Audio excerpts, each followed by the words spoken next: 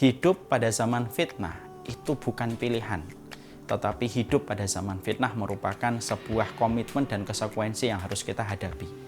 Kita tentunya kalau bisa memilih pada kehidupan kita ingin hidup yang sepi dari fitnah. Tapi hidup itu terkadang tidak memberikan kita banyak pilihan kecuali komitmen yang harus kita berikan. Ketika kita hari ini sadar kita hidup pada zaman fitnah, dan sesungguhnya masa fitnah telah datang ruang dan waktunya pada kehidupan kita, maka inilah yang menjadikan kita dituntut untuk mengetahui fitnah itu apa. Bagaimana fitnah itu diterangkan di dalam kitabullah dan sunnah. Bagaimana kita menjauhi dari fitnah itu pada kehidupan kita. Karena tidak mungkin orang akan selamat dari fitnah kalau dia tidak mengetahui tentang keburukan fitnah itu dan bagaimana penjabaran tentang fitnah itu.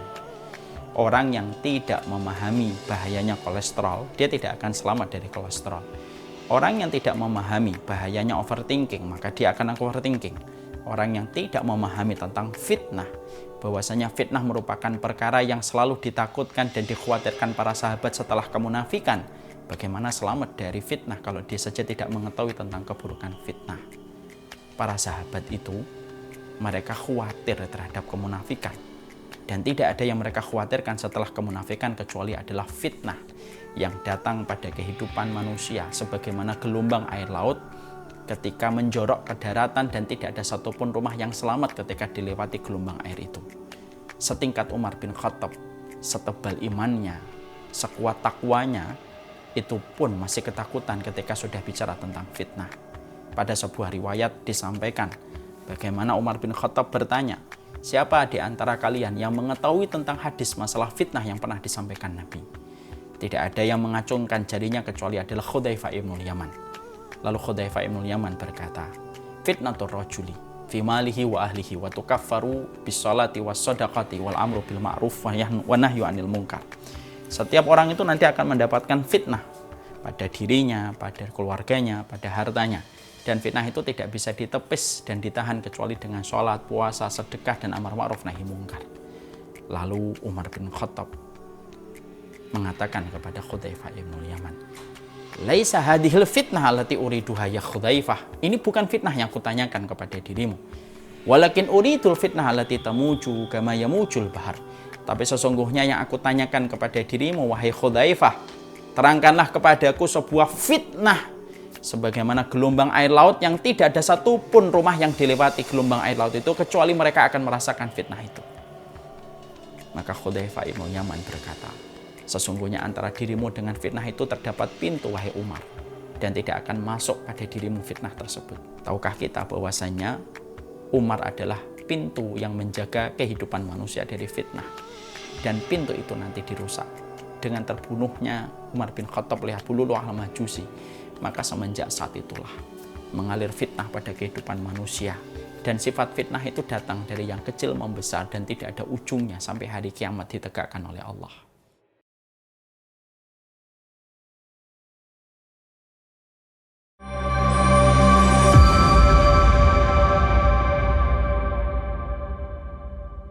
Assalamualaikum warahmatullahi wabarakatuh.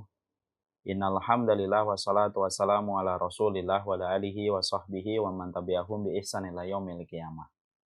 Kepada seluruh para santri, kepada seluruh para santriwati, kepada seluruh para tamu pada teras kehidupan ilmu yang semoga Allah rahmati, semoga Allah berkahi, dan semoga Allah tunjukkan kita kepada arah kebenaran yang ditetapkan oleh Allah dan Rasul-Nya. Hari ini tentunya kita harus selalu memikirkan kebenaran lebih banyak dan lebih besar daripada porsi ketika memikirkan tentang masalah rezeki kita. Karena sesungguhnya kita teringat kepada sebuah perenungan yang disampaikan oleh Abdullah bin Mas'ud. Kalau nanti kalian hidup pada akhir zaman, kalian akan menjumpai setiap orang menyampaikan pemikiran, setiap orang menyampaikan narasi. Dan banyak orang pula yang menyampaikan Al-Quran, tetapi waqad nabaduhu wara'a dhuhurihim. Tapi Al-Quran yang mereka sampaikan ternyata mereka lemparkan di belakang punggung mereka. Inilah yang menjadikan kita khawatir. Inilah yang menjadikan kekhawatiran kita, keresahan kita, kegelisahan kita. Menjadikan kita terus berdoa kepada Allah. Semoga kita mendapatkan keberkahan dalam setiap urusan kita. Dan semoga kita senantiasa mendapatkan kebenaran di dalam kehidupan kita. Kebenaran yang sesuai dengan petunjuk yang disampaikan oleh Rasulullah SAW. dan permintaan kita tentang kebenaran harusnya lebih mendominasi daripada permintaan kita dalam urusan duniawi yang sifatnya remeh-temeh. Semoga Allah menganugerahkan kepada kita yang benar-benar adanya, dan Allah memberikan kekuatan bagi kita mengikuti yang benar, dan semoga Allah memberikan kepada kita sebuah pelita yang batil-batil adanya, dan semoga kita mampu untuk menghindarkan, menjauhi, dan mencerai beraikan kebatilan itu pada teras kehidupan kita. Alhamdulillah, tentunya senantiasa kita bersyukur betul kepada Allah Subhanahu wa Ta'ala. Kita bersyukur atas nikmat yang Allah berikan kepada kita, atas semua kebaikan yang Allah anugerahkan kepada kita, sehingga pada kesempatan sore kali ini Allah mempertemukan kita di Taman Ilmu. Tentunya pertemuan di Taman Ilmu bukan pertemuan biasa, walaupun tampaknya sederhana. Terselenggara lewat Instagram, terselenggara lewat Zoom. Mungkin jauh lebih sederhana daripada acara konser, acara-acara kenegaraan yang mungkin luar biasa ditampilkan dengan packaging yang terbaik. Tapi walaupun taman-taman surga yang kita ikuti tampaknya sederhana, tetapi sesungguhnya taman surga ini tidak pernah sederhana di hadapan Allah. Karena sesungguhnya ilmu yang kita dapatkan di taman surga akan memberikan kekuatan kepada kita, memberikan kelapangan dalam kehidupan kita, dan memberikan ketenangan dalam kehidupan kita ketika kita mendapatkan ilmu pada perjalanan kehidupan kita. Makanya betul kalau ulama salaf berkata, cukuplah disebut musibah orang yang di dalam hidupnya tidak pernah digerakkan hatinya untuk mendatangi ilmu, tidak pernah digerakkan hatinya untuk mendengarkan ilmu dan merealisasikan ilmu pada kehidupan mereka. Karena sesungguhnya kalaulah bukan karena ilmu, apa kekuatan yang bisa menjadikan kita berjalan pada kehidupan ini? Menghambakan diri kepada Allah, taat kepada Allah kalau kita tidak memiliki ilmu. Karena ilmu merupakan sebuah kekuatan besar pada kehidupan kita. Ini ada sebuah kisah ya, beberapa hari yang lalu saya ikut pada sebuah acara di masjid komplek perumahan saya. Ada salah satu pengurus masjid yang beliau qadarullah terkena stroke hingga 3 kali. Sudah satu kali stroke, kena lagi stroke yang kedua kalinya, 3 kali stroke. Sampai akhirnya beliau down, beliau sempat frustasi, beliau sempat depresi. Kenapa stroke-nya berkali-kali? Sudah membaik, kena stroke kembali. Sudah membaik, kena stroke kembali. Sampai akhirnya ketika beliau merasa bahwasanya kehidupan tampaknya tidak adil untuknya, ketika berulang-ulang stroke beliau rasakan, sampai akhirnya beliau down. Pada satu waktu, entah Allah yang menakdirkan, entah bagaimana Allah menakdirkan, beliau mendapatkan video kajian, salah satunya dengan izin Allah video kajian kami tentang ahlul musibah dan ahlul afiyah, yaitu adalah orang yang mendapatkan musibah dengan penyakit bertubi-tubi ketika di dunia, dan ahlul afiyah, orang yang jarang diuji dengan penyakit. Maka ketika di hari kiamat ahlul musibah itu didahulukan di dalam hisabnya, dan ketika mereka dihisab, karena mereka bertubi-tubi mendapatkan penderitaan, mendapatkan sakit, yang menjadikan mereka akhirnya tidak tersisa dosa mereka kecuali sedikit, karena sebagian besar dosanya sudah terhapuskan dengan penderitaan dan penyakit yang mereka terima ketika di dunia. Maka ketika dosa mereka yang tersisa hanyalah sedikit, maka Allah memberitahukan kepada malaikat, u'tuhum salasan, kasihlah mereka 3, khairan mangzilah wa afiyah. Berikanlah kepada mereka itu khairan, yaitu adalah surga. Berikanlah kepada dia, ahlul musibah ini, mangzilah, kedudukan yang tinggi. Dan yang ketiga, berikanlah kepada mereka adalah afiyah, kekuatan yang besar untuk menggantikan kelemahan ketika di dunia. Maka ahlul musibah itu ditinggikan di tempat yang tinggi, saking begitu tingginya, sampai ahlul afiyah itu mendongakkan kepala untuk melihat tempat yang Allah berikan kepada ahlul musibah. Maka beliau yang sudah 3 kali terkena stroke, yang down, frustasi, depresi, ketika berulang-ulang stroke itu beliau rasakan, ketika mendengarkan kajian itu, maka beliau lapang dadanya. Terciptalah ridho pada jiwanya, dan beliau menerima ikhlas ketika beliau menyadari bahwasanya itu merupakan perkara yang bisa memuliakan dirinya kelak pada waktu hari kiamat. Masya Allah ya, saya ketika mendengar beliau ngomong di depan saya, saat itu saya sebagai pendengarnya, beliau memberikan sambutan dengan susah payah beliau berjalan, memegang mic dengan tangan kiri karena stroke-nya di belah kanan. Maka Masya Allah, disitulah saya merasakan betul-betul ilmu adalah sebuah kekuatan. Ilmu adalah obat getirnya dari semua kekecewaan yang kita rasakan ketika bermuamalah dengan manusia. Kalau kita punya ilmu, Maka inilah yang menjadikan kita paham, tidak ada anugerah yang besar yang Allah berikan kepada manusia kecuali anugerah ketika kita diberikan ilmu. Dan tidak ada tempat bagi kita bersyukur kalau kita sudah mendapatkan ilmu, kecuali tempat kita bersyukur hanyalah kepada Allah semata. Semoga Allah memberikan kepada kita ilmu pada kehidupan kita, dan semoga Allah juga memberikan kekuatan kepada kita untuk beramal. Allah memberikan kekuatan bagi kita untuk berdakwah dengan ilmu yang kita peroleh kepada orang-orang terdekat yang ada di sekitar kita, dan semoga kita diberikan kesabaran atas seluruh konsekuensi yang kita peroleh dalam setiap ilmu yang kita pelajari, dari setiap ilmu yang kita amalkan, dan bagaimana ketika kita berdakwah dan diuji dengan berbagai macam konsekuensi. Kepada Allah kita bersyukur. Seluruh para penuntut ilmu yang semoga Allah rahmati. Tahukah kita bahwasanya di antara salah satu karakteristik penduduk surga, dijadikan hati penduduk surga itu memiliki sifat sebagaimana hatinya burung dara atau burung merpati.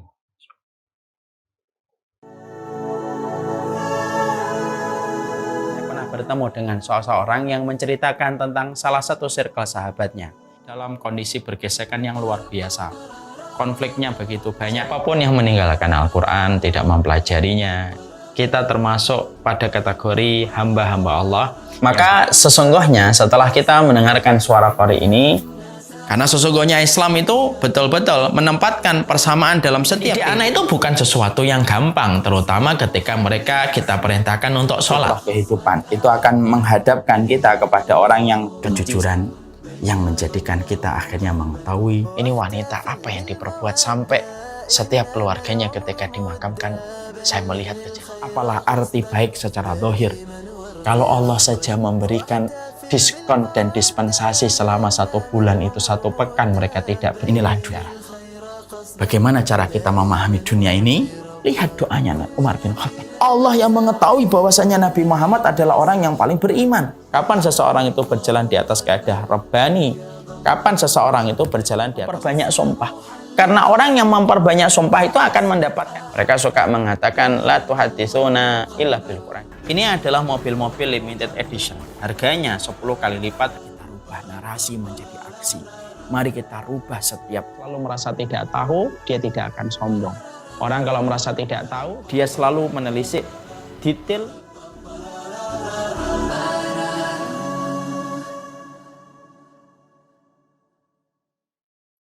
Tahukah kita bahwasanya di antara salah satu karakteristik penduduk surga, dijadikan hati penduduk surga itu memiliki sifat sebagaimana hatinya burung dara atau burung merpati. Sebagaimana kata Rasulullah SAW, afidatuhum misla afidatit tahir. Sesungguhnya penduduk surga ketika mereka memasuki surga, hati mereka itu sebagaimana hatinya burung dara. Yang menarik adalah ketika Rasulullah memotret bahwasanya hatinya penduduk surga sebagaimana hatinya burung dara atau burung merpati, tentunya kita harus paham kenapa Rasulullah menjelaskan kepada kita dan menyoroti bahwasanya hati penduduk surga itu sebagaimana burung. Maka para ulama menjelaskan, dari para ulama salaf mengatakan bahwasanya hatinya para penduduk surga itu sebagaimana burung karena beberapa sifat dan karakteristik yang dimiliki oleh hatinya burung. Karakteristik dan keistimewaan burung itu apa? Sampai-sampai penduduk surga hatinya diserupakan dengan hatinya burung. Yang pertama, sesungguhnya burung itu hatinya merupakan hati yang bertawakal kepada Allah. Sebagaimana di dalam satu riwayat diterangkan, taqdu himasan wa taruhu bitonan. Bagaimana burung itu ketika pergi pagi dalam kondisi kosong perutnya dan ketika sore pulang dalam kondisi penuh perutnya. Artinya bahwasanya penduduk surga ketika mereka dulu menjalani kehidupan mereka di dunia adalah orang yang bersahaja pada kehidupan di dunia, memiliki tawakal yang besar kepada Allah Subhanahu wa taala, tidak pernah khawatir terhadap janjinya Allah dan tidak pernah memudar keimanan dia kepada apa yang telah diberitakan oleh Allah dan Rasul-Nya. Ini yang disebut dengan hatinya burung yang tawakal. Keserupaan yang kedua, hatinya burung itu, keistimewaan hatinya burung itu yang kedua, hati burung itu hati yang takut. Makanya burung itu takut ketika kita menggerakkan tangan, ketika ada benda yang bergerak sedikit, ketika ada kerikil yang terbang, maka dia langsung terbang. Dia takut. Karena sesungguhnya begitulah penduduk surga. Penduduk surga itu adalah pemilik hati yang senantiasa berada pada ketakutan kepada Allah. Dia selalu berpikir, apakah ini boleh ataukah tidak? Apakah ini boleh saya ambil ataukah tidak saya ambil? Selalu lahir ketakutan sebelum berkata, selalu lahir ketakutan sebelum berbuat, selalu lahir ketakutan dalam setiap dia bertindak ketika dia khawatir perkara-perkara itu akan mengundang kemurkaan Allah kepada dirinya. Sehingga dia memiliki ketakutan sebagaimana mudahnya burung untuk takut terhadap satu gerakan, terhadap satu lemparan, terhadap satu perubahan objek benda, maka benda langsung burungnya itu terbang. Karena rasa takut yang dimiliki oleh burung. Itu keserupaan yang kedua. Keserupaan yang ketiga, bahwasanya burung itu apa? Lembut. Hatinya lembut. Karena sesungguhnya burung itu lembut sekali. Ketika burung itu sudah jinak kepada seseorang, maka dia lembut. Dia mendekat, diusap, maka dia begitu lembutnya. Maka sesungguhnya itu pula yang kita harus soroti, bahwasanya para penempuh surga itu adalah mereka yang berhati lembut. Hati mereka ketika begitu lembutnya, maka sesungguhnya lembutnya hati penduduk surga sebagaimana lembutnya burung ketika mereka memiliki keistimewaan dengan kelembutan hatinya. Kita di dalam prolog, di dalam mukadimah kita hari ini, inilah yang menjadikan kita harus paham. Berarti ketika kita menginginkan surga dan menjadikan surga itu obsesi terbesar pada kehidupan kita, berarti kita memiliki tugas yang sama. Bagaimana hati kita ini harus memiliki hati sebagaimana burung. Hati kita menjadi hati yang tawakal ketika memandang dunia, jangan berlebihan, janganlah kita tidak merasa yakin dengan apa yang dijanjikan oleh Allah. Jangan takut menjadi kekurangan ketika kita adalah hamba dari Zat yang Maha Kaya. Maka itu yang kita harus sering tanamkan, terutama ketika kita dihidup pada zaman materialisme. Ingat, kecukupan itu bukan terletak pada angka deret, tetapi kecukupan itu terletak pada apa yang Allah berikan kepada hamba yang Allah pilih untuk menjadi orang yang cukup. Karena cukup itu merupakan sebuah hasil dari sebuah proses seorang hamba untuk berharap hanya kepada Allah. Yang kedua, kita tentunya berharap supaya kita memiliki ketakutan kita kepada Allah. Dari ketakutan itulah yang menjadikan kita menahan dari dosa. Dan yang ketiga, tentunya kita berusaha betul. Bagaimana hati kita bisa menjadi lembut sebagaimana lembutnya burung ketika mereka disifati sebagai hati penduduk surga. Nah, itulah yang menjadikan kita akhirnya memahami itu merupakan salah satu irisan, sebuah motivasi. Kenapa kita harus mempelajari tazkiyatun nafs, Ustaz? Supaya hati kita lembut. Supaya hati kita lembut. Lembut itu bukan berarti menafikan ketegasan, terutama kepada mereka yang melampaui batas. Tetap kita harus tegas kepada mereka yang melampaui batas. Tapi kelembutan itu harus mendominasi kehidupan kita. Orang yang lembut bukan berarti mereka tidak pernah tegas. Orang yang lembut bukan berarti dia tidak pernah keras. Orang yang lembut itu mereka adalah orang manusia biasa, terkadang keras, terkadang tegas kepada sesuatu yang berlebihan. Tetapi kelembutan itu mendominasi kehidupan mereka. Dan ketika kita ingin supaya hati kita disifati sebagaimana hatinya penduduk surga, kita harus melembutkan hati kita. Dan untuk melembutkan hati kita, salah satunya kita harus paham tentang tazkiyatun nafs, metode dari keilmuan, dari rumpun ilmu yang diwariskan oleh Nabi, diwariskan oleh para sahabat untuk kita pelajari supaya kita mampu memberikan maintenance, memberikan perawatan, memberikan perbaikan kepada hati kita supaya hati kita menjadi hati yang lembut sebagaimana hati yang diridhoi oleh Allah Subhanahu wa taala. Nah, inilah yang menjadikan kita memahami tentang pentingnya sebuah kelembutan di dalam kehidupan kita menghambakan diri kepada Allah. Inilah yang menjadikan kita mempelajari materi tazkiyatun nafs. Sekarang mari kita buka materi tazkiyatun nafs halaman yang ke-32. Di sini disebutkan bahwasannya setelah kita mengetahui bagaimana indikator hati yang sehat, dan tentunya kita sudah belajar bahwasanya hati pada kondisi sehat dan sakitnya terbagi menjadi 3. Ada hati yang sakit, ada hati yang sehat, ada hati yang mati, dan ada hati yang sakit. Dan tentunya kita sudah mempelajari satu persatu bagaimana indikator hati yang sehat. Kita tinggal meraba, kita mendiagnosa pada diri kita, apakah diri kita termasuk pemilik hati yang sehat ataukah tidak. Dan tentunya kita sudah mempelajari itu cukup panjang. Beberapa kali pertemuan membahas tentang indikator hati yang sehat. Kita pada kesempatan hari ini akan mempelajari tentang hati yang sakit. Ini tentunya juga kita harus pelajari dan harus kita mengerti tentang hati yang sakit itu indikatornya bagaimana. Karena apa? Karena kita tidak mungkin mendapatkan kebaikan kalau kita tidak mengetahui keburukan. Alim tu syarra la li syarri walakin litawaqqihi.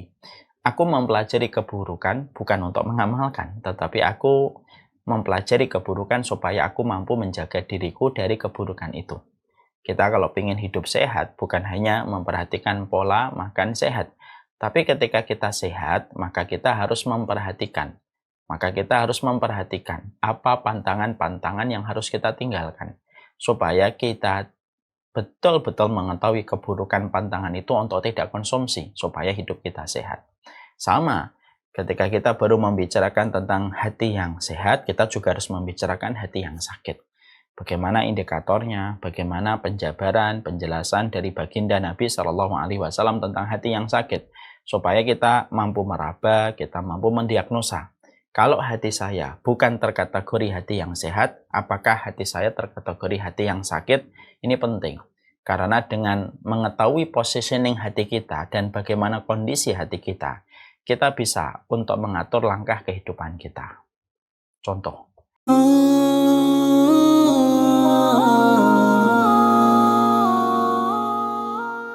Pada suatu hari, Ibrahim bin Adham pergi berburu dan berhenti di tempat peristirahatan. Hasanah itu melebihi semua hadiah-hadiah mewah yang diberikan oleh orang lain kepada kita. Sampai Rasulullah menyampaikan di dalam salah satu riwayat, khairul quruni qarni, summal ladzi yalunahum, summal ladzi yalunahum. Kenapa doa ini termasuk salah satu doa 40 Rabbana yang kita harus lakukan? Masya Allah, luar biasa bagaimana Umar bin Khattab menjaga hatinya. Takkan peraturan untuk anak, untuk suami, untuk istri, untuk orang-orang di sekitar kita. Jadi mereka sudah betul-betul kosong. Mereka sudah menggadaikan ibunya, menggadaikan anaknya, menggadaikan istrinya, sudah tidak diterima. Mendapati keluarga kita berangkat lebih dulu, jam keberangkatan mereka kepada alam barzah. Anak kita kalau umur 10 tahun tidak menegakkan sholat, kita disuruh mukul. Pukulan yang tidak sakit. Siapapun yang apabila dalam kehidupan ini yang mereka harapkan itu hanyalah apa yang ada di sisi manusia. Maaf ya, coba kita merenungkan. Kalau kita mungkin ketika melihat bagaimana peristiwa, semua tata cara di dalam kita berdoa, contohnya menyebut Asmaul Husna, salawat kita kepada Rasulullah. Contoh, saya kalau ngerti tentang kondisi mobil saya, tentunya saya akan merencanakan sesuai dengan kondisi mobil saya. Kalau mobil saya misalkan bermasalah mesinnya, terutama pada tanjakan, tentunya saya tidak akan berani membawa mobil saya ke tempat-tempat tinggi, ke Dieng, ke Tawangmangu, tempat-tempat yang jelas tinggi. Saya tidak akan berani membawa ke tempat yang tinggi. Kenapa? Karena saya tahu kondisi mobil saya bermasalah pada mesin, terutama pada tanjakan. Tapi kalau saya tahu kondisinya bagus, masih baru, kita membelinya baru, tidak ada masalah pada mesin, maka tidak masalah kita pergi kemanapun bersama keluarga, kita enjoy, kita menikmati. Ya karena kita paham kondisi mobil kita. Sama dengan kita mengetahui kondisi hati, itu akan mempermudah kita. Kalau ternyata hati kita sadar, wah hati saya ini hati yang sakit. Maka tentunya kita harus memprioritaskan. Malam kita, pagi kita, siang kita memperhatikan bagaimana memberikan maintenance dan perawatan kepada hati supaya hati yang sakit berangsur-angsur sembuh. Dan itu yang menjadi poin penting kenapa kita harus mengetahui kondisi hati, positioning hati pada kondisi dan keadaan itu harusnya dimengerti. Jangan sampai kita sebagai pemilik hati hidupnya selayak robot yang tidak pernah memperhatikan hati. Makanya berbahaya orang yang tidak pernah memperhatikan hatinya. Lalu sudah tidak pernah diperhatikan hatinya, giliran ada sesuatu. Lalu dengan PD-nya dia berkata, saya mendengarkan kata hati saya. Nah itu kan menjadi masalah. Bagaimana ada orang tidak pernah memperhatikan kondisi hatinya, tidak pernah dia memperhatikan kesehatan hatinya. Ketika tiba-tiba ada masalah, maka tiba-tiba dia berkata, saya mendengarkan kata hati. Itu bukan kata hati. itu kata setan, itu kata syahwat. Karena terkadang kita tidak bisa membedakan bagi orang yang tidak pernah memberikan maintenance pada hati. Kadang-kadang dia tidak bisa membedakan apakah itu kata hati, apakah itu kata setan, apakah itu kata nafsu.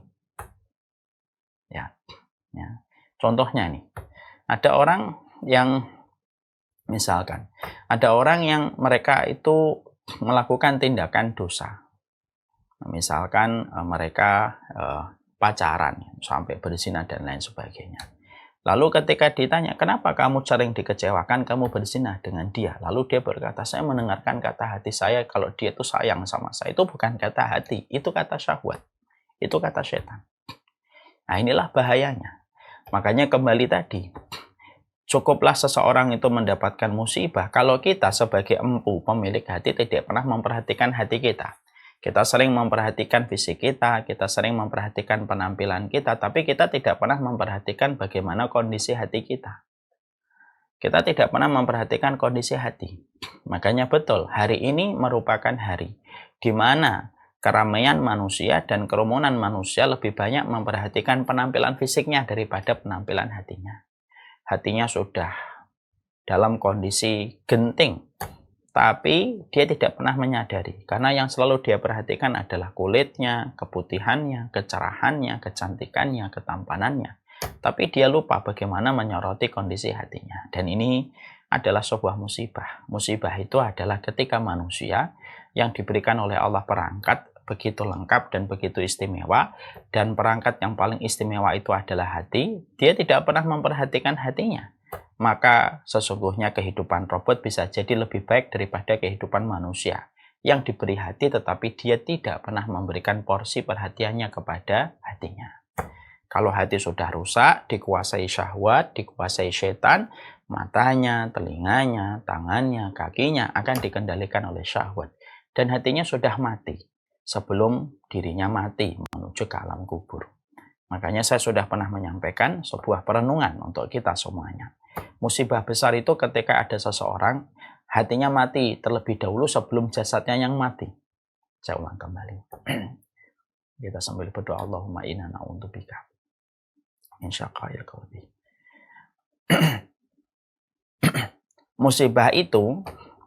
Musibah itu adalah ketika ada seseorang manusia yang mereka itu mati hatinya terlebih dahulu sebelum mati fisiknya.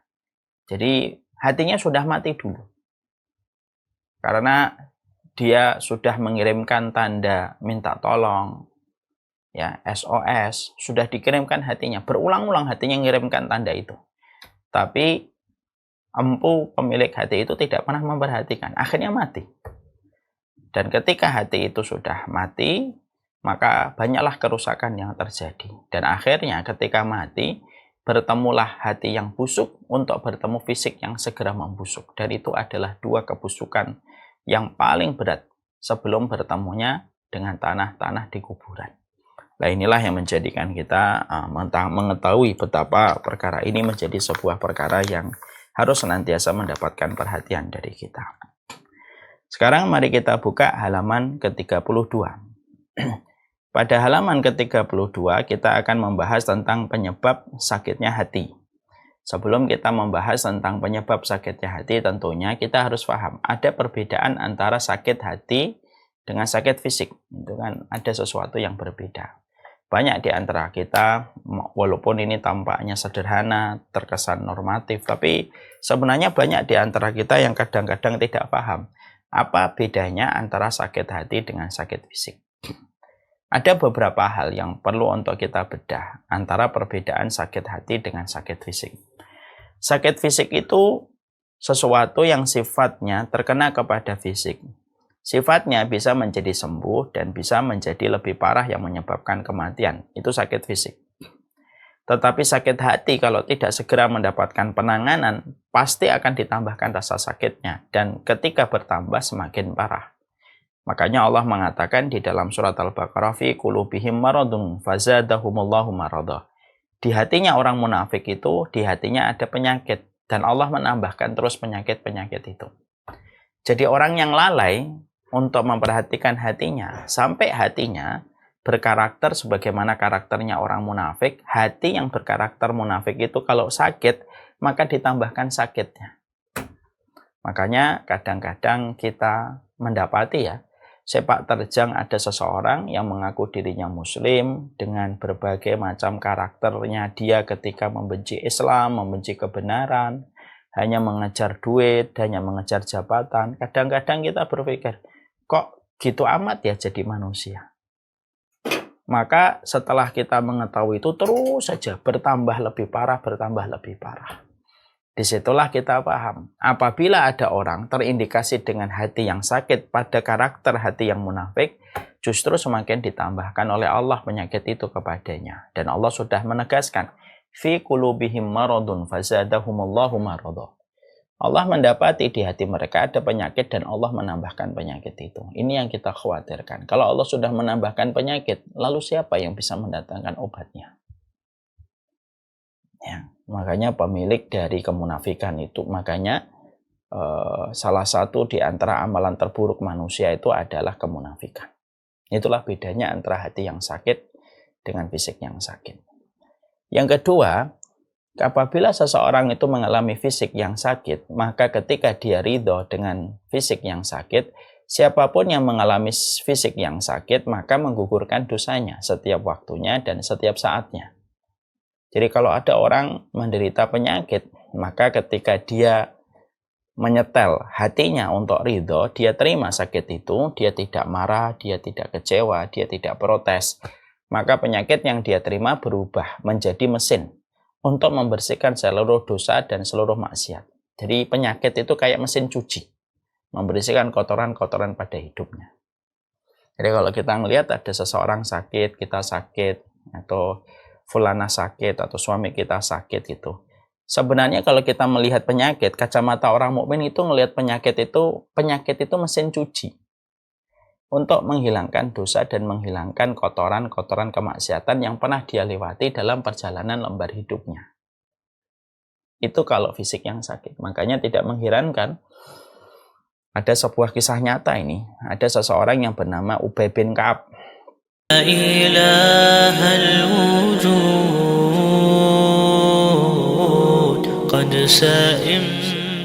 Jauhkanlah orang ini dari neraka, ya Allah. Ketika pandangan, maka sesungguhnya Al-Quran itu memetakan orang-orang yang mereka tidak pernah ingat. Mereka rela terstruktur, terevaluasi di dalam proses mereka belajar macam peristiwa. Yang mana peristiwa itu satin orang. Maka kelak pada kehidupan di akhirat, mereka nanti lapor hisab kemudian mulai dilakukan. Maka ketika hisab itu sudah mulai dijalankan, tapi mereka tidak jahat, mereka tidak mendolimi. Tidak ada orang yang kebingungan dalam kehidupan di akhirat, kecuali kebingungan tidak pernah punya istri dan Allah tidak punya anak. Allah nanya kepada orang Nasr, yang satunya tidak mau masuk lagi ke lubang itu. Semacam itu. Ketika sudah bicara tentang bagaimana apinya, itu berisi di dalamnya air, dan mereka menyangka bahwasanya mereka akan diberikan kesegaran sejenak. فحملت الهدى صادقا في المدى. Ada sebuah kisah nyata ini. Ada seseorang yang bernama Ubay bin Ka'ab. Ubay bin Ka'ab ini seorang sahabat Nabi.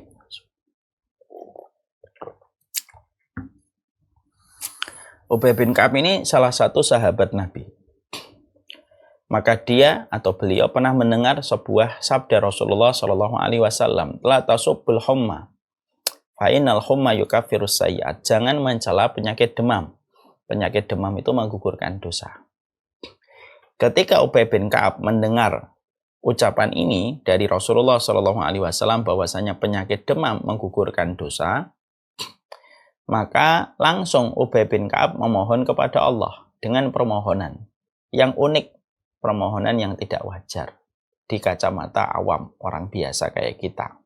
Apa yang diminta oleh Ubay bin Ka'ab? Ya Allah, kalau memang demam itu menggugurkan dosa, maka berikanlah dan timpakanlah kepada diriku demam. Demam yang tidak memberatkan, demam yang tidak menyulitkan aku, demam yang aku harapkan menggugurkan dosaku. Maka ketika Ubay bin Ka'ab berdoa dengan doa itu, dikabulkan oleh Allah. Dikabulkan oleh Allah Subhanahu wa Ta'ala. Akhirnya Ubay bin Ka'ab menjadi sahabat semenjak dia berdoa dengan doa itu. Semenjak sore beliau demam sampai pagi. Maka ketika pagi demamnya turun. Dia bekerja, beraktivitas bagaimana biasanya. Kalau menjelang matahari tenggelam, demam lagi. Sampai pagi matahari terbit. Sampai beliau meninggal dunia. Itu menunjukkan kepada kita bahwasanya kalau fisik yang sakit, sesungguhnya fisik yang sakit itu melihatnya penyakit itu mesin cuci. Mesin cucinya orang beriman itu ya penyakit yang dia peroleh dan ujian yang dia dapatkan.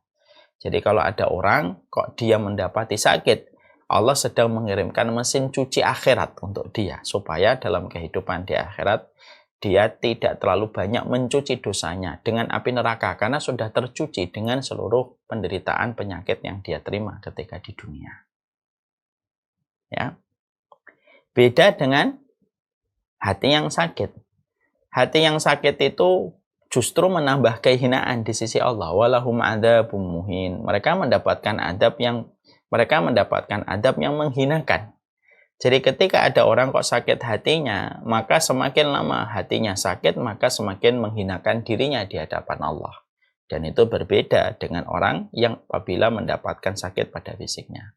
Yang ketiga, yang paling nampak perbedaan antara hati yang sakit dan fisik yang sakit, maka fisik yang sakit itu menyebabkan kita tidak doyan untuk mengkonsumsi banyak makanan.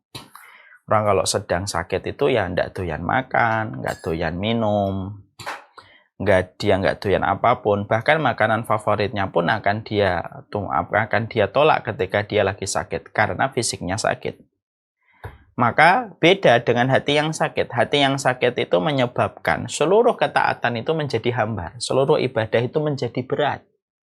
Ketika seseorang itu pada kondisi hatinya sedang sakit. Qiraah Quran menjadi sulit, sholat berjamaah menjadi berat, khidmah kepada suami menjadi sukar, baik kepada istri menjadi beban. Itu semuanya akan dirasakan ketika orang itu hatinya sakit. Kalaulah orang yang sakit menjadikan hambar semua makanan walaupun gurih, manis, asin akan tampak pahit bagi mereka orang yang sedang sakit, maka sebagaimana itulah hambar yang dirasakan orang ketika mereka hatinya sakit. Dan itu yang berbahaya. Maka itulah yang berbahaya. Kalau hati sudah sakit, maka akhirnya seluruh ketaatan menjadi hambar. Ketika ketaatan, ketika ibadah telah menjadi hambar, apa yang bisa dilakukan? Kalau sudah terus-menerus, akan menyebabkan dia berdiri di pinggir jurang kerusakan. Itulah bahayanya kalau kita membiarkan hati yang sakit. Maka itulah perbedaan yang kita jumpai ketika kita membicarakan hati yang sakit dibandingkan dengan fisik yang sakit. Maka setelah itu, maka akhirnya kita paham tentang masalah itu. Sekarang mari kita mencoba untuk mengetahui bagaimana Rasulullah SAW bersabda kepada kita dalam hadis riwayat Muslim tentang kondisi dan keadaan hati yang sakit. Tu'radul fitanu alal qulub ka'irdil hasir udan fa'ayu qalbin asyrabaha nakatat fihi nuktatun saudaun. Musibah atau fitnah yang masuk ke dalam hati seperti diayamnya tikar selai demi selai. Hati manapun yang menerima akan tertitiklah padanya setitik noda hitam. Jadi yang menyebabkan hati yang sakit itu adalah musibah yang disebut dengan fitnah. Fitnah itu sesuatu yang menguji kita di dalam perkara agama. Itu namanya fitnah. Fitnah itu bisa jadi dari fitnah syubhat dan fitnah syahwat. Fitnah itu bisa jadi karena pemikiran yang salah atau datang dari syahwat. Maka ketika fitnah itu sudah masuk kepada hati manusia karena kurangnya penjagaan manusia terhadap pintu-pintu, terhadap angin-angin fitnah, lalu dia tidak menjaga hatinya dengan sepenuh hati, terbuka itu hatinya, lalu masuklah pintu-pintu fitnah. Masuklah angin fitnah itu. Dari syahwat, dari pandangan, dari dosa, dari kemaksiatan, dari pemikiran-pemikiran yang berbahaya. Yang pemikiran itu bertentangan dengan pemikiran Rasulullah. Kalau sudah masuk ke dalam hati, Maka sebagaimana di ayamnya tikar, selai demi selai. Jadi begini. Jadi dosa itu kemudian akhirnya membentuk anyaman dia. Dan menjadikan lembaran itu menjadi hitam. Karena terbentuk dari berbagai macam syahwat dan berbagai macam syubhat yang dilihat dan direspon oleh manusia. Ya. Jadi kita harus hati-hati ya. Sesuatu yang kita harus betul-betul waspadai bukan sekedar syahwat. Yang juga sangat kita harus hati-hati itu adalah syubhat. Sesuatu yang tampaknya angin surga tetapi justru di dalamnya adalah neraka karena berisi pada sesuatu yang dimurkai oleh Allah. Itu namanya syubhat. Sesuatu yang samar-samar, tetapi di dalam samar-samar itu kalau dibuka ternyata bertentangan dengan apa yang disampaikan oleh Rasulullah SAW. Itu yang dinamakan syubhat. Maka ketika itu direspon oleh hati manusia karena kurangnya ilmu, kurangnya ketakwaan, akhirnya dia sering melakukan kemaksiatan, sering merespon pemikiran-pemikiran semacam itu, maka akhirnya menjadikan hati itu sebagaimana anyaman yang dia di atasnya itu ada titik-titik hitam. Karena dosa itu baik dari perkara syahwat ataupun dari perkara syubhat, dosa itu berdampak dan dosa itu memiliki damage, memiliki kerusakan. Daya rusaknya itu apa? Menjadikan hati bisa menjadi hitam. Sadar atau tidak sadar, dosa itu bisa membuat hati menjadi hitam dengan titik-titik yang terkumpul. Jadi kalau kita harus paham ya, dosa itu dahsyat kerusakannya. Daya rusaknya dosa itu dahsyat. Karena yang merusak keindahan alam ini itu karena dosa. Makanya berulang-ulang saya sering menyampaikan,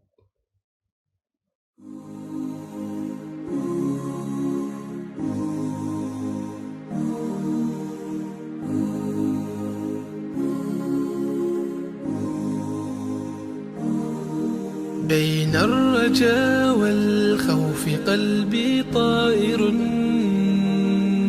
ومن اليقين النور بيض جوانحي فوق السحاب يطير حرا مدركا نسمو كماله للكون وجه آخر نحيا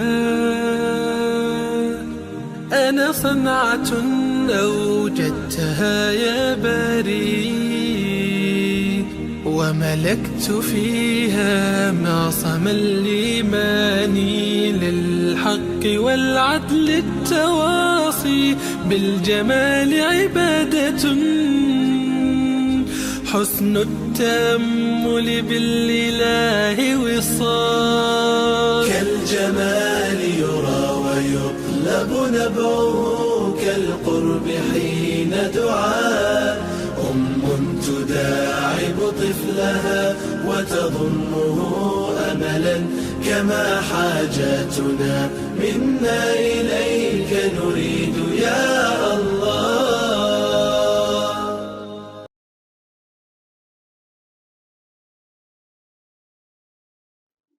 Makanya berulang-ulang saya sering menyampaikan, fisik manusia saja terpengaruh karena dosa manusia.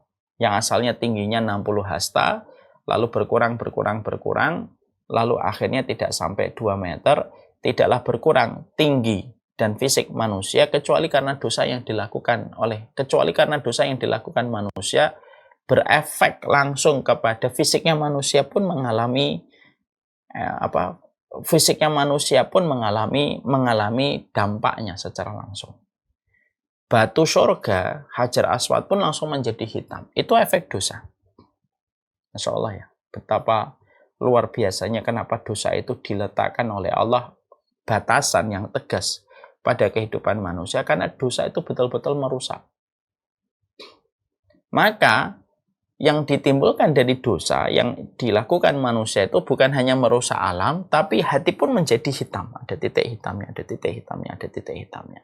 Berdasarkan banyaknya dosa yang direspon oleh mata, direspon oleh telinga, direspon oleh mulut. Setiap kita merespon dosa, maka yang pertama kali merasakan efek dari apa yang dilakukan dosa oleh mata, pikiran, akal, telinga, itu yang merasakan pertama kali hati. Makanya saya berulang-ulang sering menyampaikan bahwasanya organ tubuh yang paling lelah itu hati. Karena ketika mata melihat, hati yang merespon dan hati yang berpikir. Ketika kamu mendengar sesuatu, maka hatimu yang berpikir dan merenungkan apa yang kamu dengar. Berapa banyak satu pandangan yang lepas kepada seseorang, maka hatinya harus menanggung beban dari apa yang dia pandang sepanjang hidup. Itulah beban hati. Itulah beban hati. Organ tubuh yang paling cepat lelah itu hati. Lelah dia. Lelah dia. Ya. Makanya kenapa kita harus sering-sering mengistirahatkan hati. Karena hati kita itu hati yang paling lelah. Organ tubuh yang paling lelah. Melebihi lelahnya kaki, melebihi lelahnya pinggul ketika sering duduk. Itu masih lelah hati. Cuma nggak kerasa dengan apa yang dirasakan kaki ataupun pinggul. Kalau kaki dan pinggul itu kan langsung ngasih sinyal. Nyut-nyutan, terus pegel kerasa. Itu kalau kaki dan pinggul. Kalau hati terkadang sinyalnya tidak terbaca oleh pemilik hati. Tapi dia organ yang paling lelah. Karena terus berputar. Berapa banyak gara-gara pendengaran, hati harus menanggung apa yang didengarkan selama setengah jam sepanjang hidup. Itu hati. Ya. Maka kembali. Kalaulah ada hati yang pintunya terlalu terbuka, lalu akhirnya karena pemilik hati itu terbiasa melakukan kemaksiatan, merespon perkara-perkara syubhat yang bertentangan dengan kitabullah dan sunnah, maka nakatat fihi nuktatun saudaun. Maka di dalamnya, maka hati itu akan tertitiklah titik-titik hitam lalu terkumpul. Faman angkaroha, siapapun yang mengingkari itu, naktatan fihin nuktatun baydaun hatta ta'udal qulub ala qalbaini. Tapi kalau dia berusaha menolak, dia ada syahwat, dia ada syubhat, dia tolak. Dan dia sering bertobat, dia sering beristighfar kepada Allah. Maka titik-titik hitam itu akan berubah memutih. Memudar hitam itu lalu berubah menjadi putih. Berdasarkan kepada penolakan kita kepada dosa. Dan tentunya komitmen kita untuk bertobat kepada Allah. Maka sampai akhirnya pada lapisan hatinya itu akan menjadi titik cahaya putih. Lalu hatta ta'udal qulub ala qalbaini, maka sesungguhnya hati nanti akan terbagi menjadi dua. Jadi hatinya manusia itu berdasarkan kepada respon kepada dosa dan syubhat, maka sesungguhnya hati manusia itu ada dua. Yang pertama qalbun aswadun marbaun kalgus mukhazmu. Maka yang pertama adalah hati yang hitam legam, cekung seperti gayung yang terbalik. Seperti lihat penggorengan yang dibalik. Ada hati yang semacam itu. Dia tidak mengenal kebaikan dan tidak pula mengingkari kemungkaran. Jadi kalau dia sudah terbiasa dosa, maka akhirnya hatinya menjadi betul-betul hitam. Kalau sudah betul-betul hitam, dia tidak tahu kebaikan, dia tidak tahu kebenaran, dia tidak pernah mengingkari kemungkaran. Karena untuk mengenali kemungkaran, karena untuk memberikan pengingkaran kepada kemungkaran, mengenali kebaikan dan kebenaran itu harus pakai hati yang bersih. Lah hatinya ini tertutup. Ya ibaratnya kayak handphone kita, alat sinyalnya itu lagi kotor. Dan itu berpengaruh kan. Misalnya kita mendapati router, lalu sedang bermasalah, maka akhirnya dia tidak bisa menangkap sinyal. Maka kalau hati itu sudah kotor, sebagaimana kata Rasulullah, kalau hatinya sudah kotor, aswad marba, kalau dia sudah hitam legam, kayak panci yang terbalik, kalau sudah hitam legam, konsekuensinya dia tidak pernah mengenali kebaikan. Dia tidak bisa mengingkari kemungkaran. Makanya terkadang kita mendapati ada seorang manusia, hanya untuk membedakan baik dan buruk saja tidak bisa. Belum membedakan antara benar dan salah, yang tentunya lebih rumit. Karena yang lebih gampang itu memahami ini baik, ini buruk. Itu sudah tidak bisa. Apalagi memahami yang benar dan salah. Yang hak dengan yang batil lebih sulit. Kenapa kok dia tidak bisa mengenali kalau ini tuh salah? Karena hatinya sudah hitam. Ibaratnya sinyal, alat sinyalnya sedang rusak. Walaupun casingnya sedang dalam kondisi bagus. Mungkin casingnya bagus. Tapi di sininya rusak. Untuk menerima sinyal itu rusak. Hati manusia itu kayak penerima sinyal ini. Ketika penerima ini rusak, maka akhirnya tidak bisa menerima Tidak bisa menerima pelita yang datang dari Allah. Ini baik, ini buruk, ini hak, ini batil, ini salah, ini benar, ini baik, ini buruk. Udah nggak bisa dia. Karena rusak, terlalu hitam. Makanya ada orang yang mereka itu kalau sudah parah, orang yang parah melakukan dosa itu apa? Orang yang parah ketika melakukan dosa datang dari hati yang sudah menghitam. Orang yang parah ketika melakukan dosa itu adalah orang yang melakukan dosa, tetapi tidak pernah menyadari kalau apa yang dia perbuat dosa. Itu sudah parah berarti. Ya. Orang melakukan dosa, tapi dia sudah tidak merasa berdosa. Karena lingkungan membenarkan. Dia mendapatkan dukungan, dia mendapatkan loyalitas, dia mendapatkan tepuk tangan. Maka semua perkara itu, dari apa yang dilakukan oleh dosa itu semakin menjadikan hatinya menghitam legam. Hitam legam. Sampai setitik putih pun sudah tidak ada.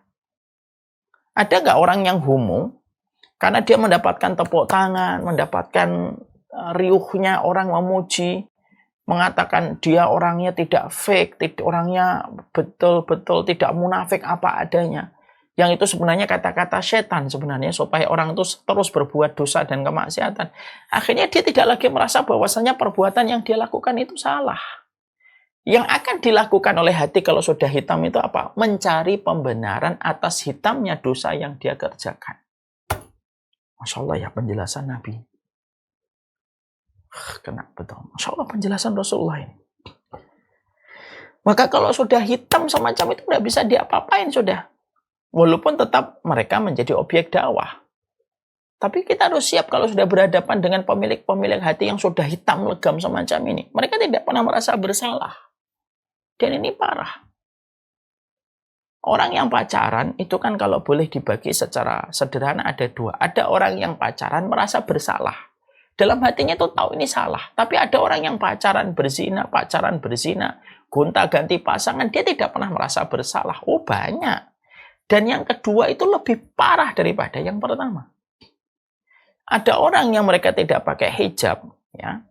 Tapi yang pertama, dia tidak merasa berdosa karena dia sudah mendapatkan lingkungan yang salah, lingkungan membenarkan sikapnya untuk tidak perlu pakai hijab gitu. Akhirnya dia tidak merasa bersalah. Ada orang yang tidak pakai hijab tetapi dia tahu ini salah dan satu waktu saya akan berhijab. Ini beda di sisi Allah itu beda. Makanya Masya Allah inilah yang menjadikan akhirnya kata Nabi, kalau orang itu sudah terlalu banyak merespon dosa, titik hitamnya itu semakin banyak. Sebagaimana jelaga hitam, sebagaimana panci kalau sudah dibalik, panci hitam itu tidak ada putihnya sama sekali karena sudah terlalu terbakar dengan berbagai macam kemaksiatan, dengan berbagai macam dosa.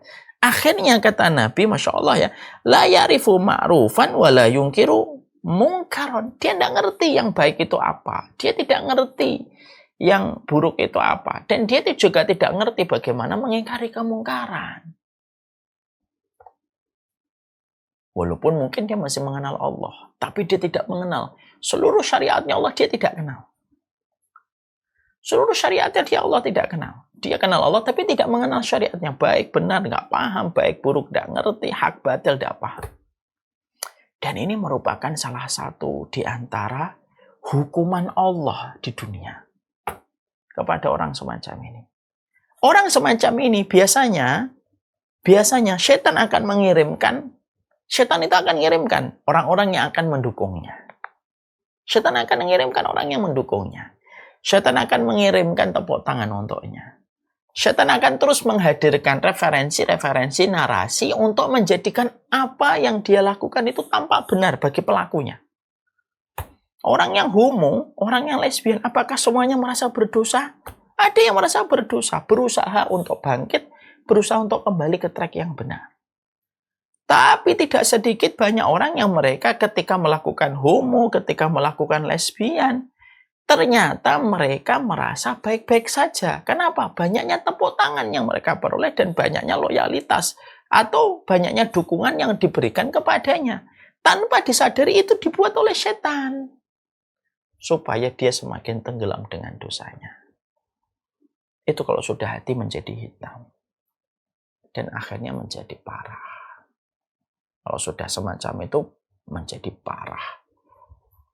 Kemudian kata Nabi, Adapun yang lainnya, wa qalbun abiyad la tadurruhu fitnah ma damatis samawati wal ardu, dan ada hati yang putih yang terus digosok dengan berbagai macam penjagaan. Kalau berbuat dosa, beristighfar selalu, mendapatkan terus menambah ilmunya supaya dia mampu menepis yang syubhat pada kehidupan dia, menghambakan diri kepada Allah, maka tidak akan membahayakan fitnah apapun selama berputarnya atau selama langit dan bumi masih ada. Nah, disinilah kita akhirnya memahami betul, itulah manusia. Jadi kita ini mendapati ada dua. Jadi Nabi itu secara sederhana mengklasifikasikan hati manusia itu ada dua. Ada hati, pemilik hati, setiap dia berbuat dosa atau dia mendengar sesuatu yang bertentangan dengan apa yang diajarkan Nabi, maka dia cepat tersadar. Langsung dia bergegas untuk beristighfar, langsung dia bergegas untuk membersihkan, supaya permukaan hatinya tetap bersih.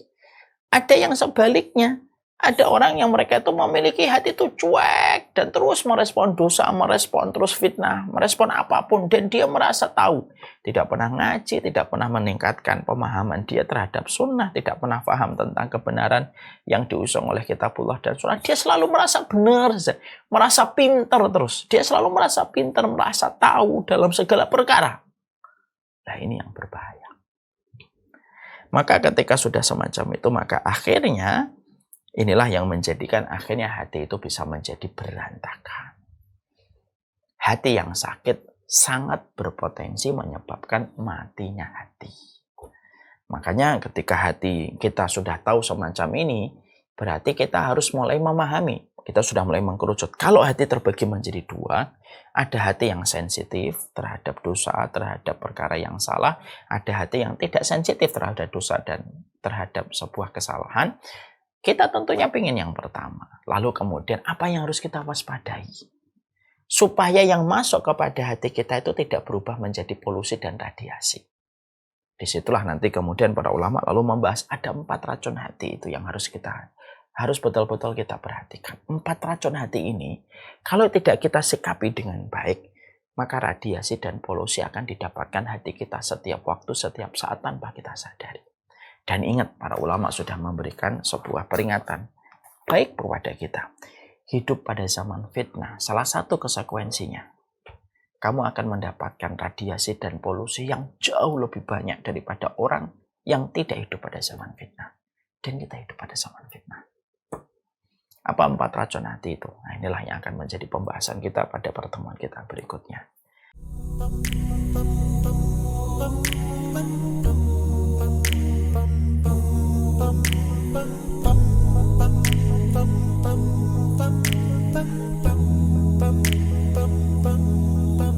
If I should ever leave this life, then this is my goodbye.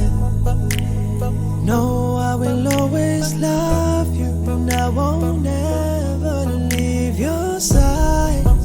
Please know that I did my best, and I've been nothing but blessed. I pray that we meet again in our new address. Oh yes, in heaven, with you every second, in the Prophet's presence. So take this moment to